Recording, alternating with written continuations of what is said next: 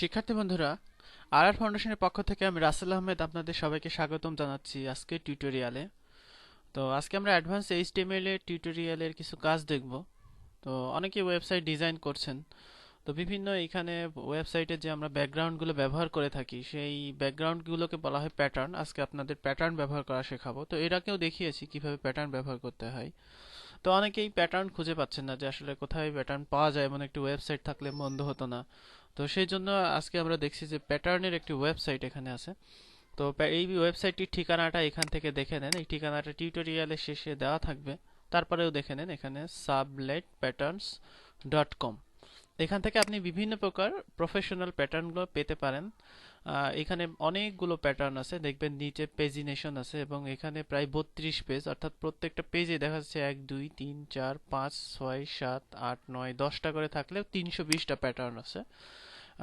Sorry, এখানে তো দেওয়াই আছে যে 316টা প্যাটার্ন আছে। যাই হোক, তো এখান থেকে আপনি সিলেক্ট করে নিতে পারেন কি ধরনের প্যাটার্ন চাচ্ছেন। আপনি একটা প্যাটার্ন তৈরি করলেন ফটোশপে, আপনি চাইলে এখানে সাবমিটও করতে পারবেন।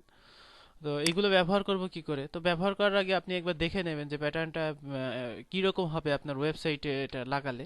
তো এখানে প্রিভিউয়ে ক্লিক করলে দেখবেন এই ওয়েবসাইটটা প্যাটার্ন আকারে দেখাচ্ছে যে কিভাবে দেখা যাবে কীরকম। যেখানে ক্লিক করবেন সেখানে এই ওয়েবসাইটেই দেখা যাবে যে এই প্যাটার্নটা আপনার ওয়েবসাইটে লাগালে কেমন হবে।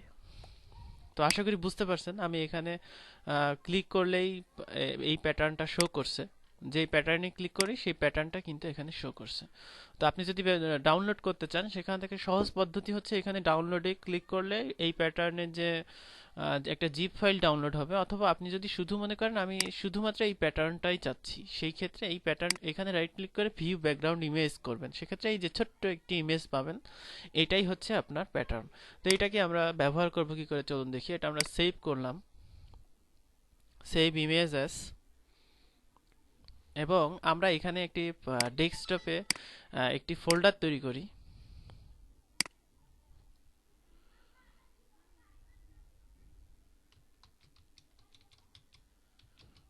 প্যাটার্নস নামে আমি একটা ফোল্ডার তৈরি করলাম এবং এখানে ইমেজেস নামে একটি ফোল্ডার করলাম এবং এখানে আমি bgpng নামে সেভ করলাম। তো এই প্যাটার্নটি আমরা ইউজ করব বডিতে, অর্থাৎ বডিতে আমরা ইউজ করতে হলে সেই জন্য ডেস্কটপে যাব এবং আমাদের প্যাটার্নস নামে যেই ফোল্ডারটা আমরা তৈরি করলাম সেখানে যাব। এই যে আমাদের ফোল্ডার। তো এখানে আমরা একটা স্বভাবতই আমরা একটা ইন্ডেক্স এইচটিএমএল এবং আমরা একটি স্টাইল সিএসএস তৈরি করলাম এবং স্টাইল সিএসএস আমরা বডিতে ব্যাকগ্রাউন্ডটা দেব। তো বডি ব্যাকগ্রাউন্ড ইউআরএল ইমেজেস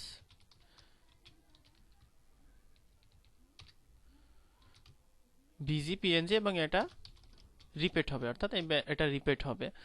তো আমরা এইচটিএমএল এ কাজ করিনি, এইচটিএমএল এও আমাদের কাজ করতে হবে, অর্থাৎ এইচটিএমএল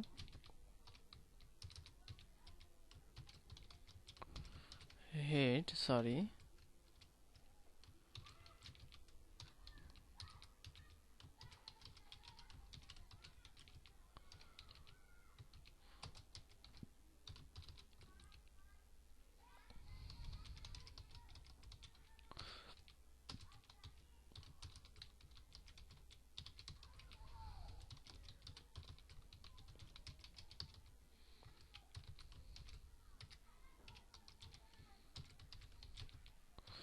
তো বডি এবং বডি দিয়ে আমরা এটাকে লিঙ্কিং করে ফেললাম। তো এখন আমরা যদি এটাকে রান করি, সেক্ষেত্রে আমাদের যদি স্টাইল শিট পেয়ে থাকে, সেক্ষেত্রে আমরা দেখব যে আমাদের যেই প্যাটার্নটা সেই প্যাটার্নটা কিন্তু চলে আসছে। অর্থাৎ এইভাবে প্যাটার্নটা ব্যবহার করে এরপরে আপনি এখানে ওয়ার আপার নিয়ে সেটা ব্যাকগ্রাউন্ড সাদা করতে পারবেন বা আপনি যা ইচ্ছা তাই করতে পারেন। তো আমরা দেখলাম যে কিভাবে এখান থেকে প্যাটার্নটা আমরা ইউজ করতে পারি। আপনি চাইলে এখানে প্যাটার্নগুলো থাম্বনেইল ভিউয়ে দেখতে পারেন, অর্থাৎ ছোট ছোট আকারে, এবং সেখান থেকে আপনি প্রিভিউ দেখতে পারবেন।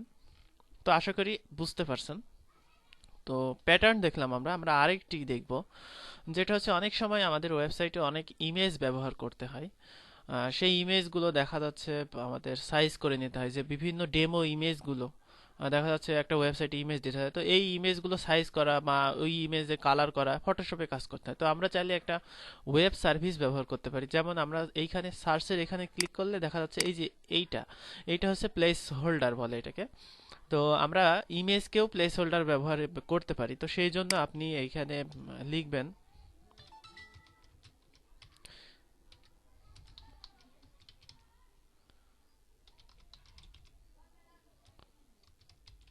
ইমেজ প্লেস হোল্ডার সার্ভিস, গুগলে লিখবেন, তাহলে আপনি দেখবেন যে এখানে বিভিন্ন টিউটোরিয়াল ওয়েবসাইট চলে আসবে। তো এইখান থেকে প্লেস হোল্ড ডট ইট এটাও আমরা ব্যবহার করতে পারি। তো তার আগে আমরা দেখে আসি যে আরও কয়েকটি আছে সেখানে, অর্থাৎ এই যে নেট টিউটসের যেটা আছে সেটা আমরা দেখি বা এটাও দেখি।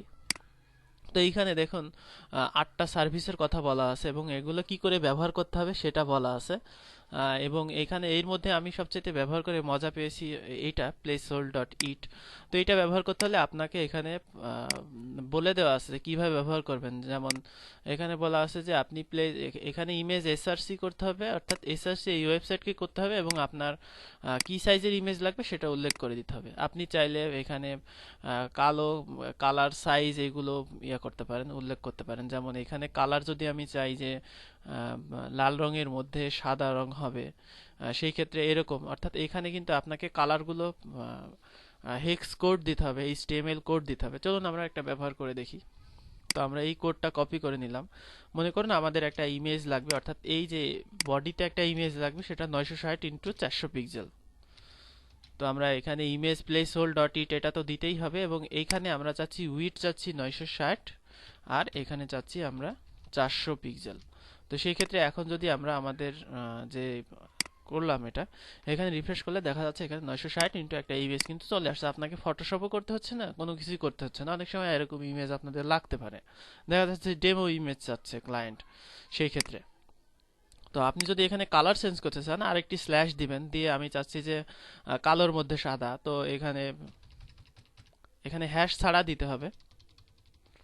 তো এইরকম ভাবে যদি দিয়ে আমি সেভ করি সেক্ষেত্রে দেখবেন ইমেজটি কালোর মধ্যে সাদা আসছে, অর্থাৎ আপনার প্রথমে যে রংটি দিবেন সেটি হবে ব্যাকগ্রাউন্ড, তারপরে যেটি হবে সেটি হবে কালার। আমি যদি এখানে কালো চেঞ্জ করে সিসি 1 2 3 4 অর্থাৎ লাল রঙের কালার দেই, সেই ক্ষেত্রে কিন্তু এখানে লাল রঙের কালার হিসেবে ইমেজটি চলে আসছে। তো এইভাবে আমরা প্লেস হোল্ডার ব্যবহার করতে পারি এবং ব্যাকগ্রাউন্ড ব্যবহার করতে পারি। তো আশা করি আজকের টিউটোরিয়াল দেখে আপনারা এই দুটো সার্ভিস সম্পর্কে জানতে পেরেছেন এবং এইখানে নেটটিউটসের টিউটোরিয়ালটা দেখবেন, এখানে আরও বিভিন্ন সার্ভিসের কথা উল্লেখ আছে যেগুলো আপনি ব্যবহার করতে পারবেন, যেগুলোতে বিভিন্ন এখানে দেখা যাচ্ছে আপনার অল্টারনেটিভ টেক্সটও দেওয়া যাচ্ছে, বা এখানে আরও বিভিন্ন সার্ভিসগুলো আছে, এগুলো আপনারা ব্যবহার করবেন। তো ধন্যবাদ সবাইকে আজকে টিউটোরিয়াল উপভোগ করার জন্য। আল্লাহ হাফেজ।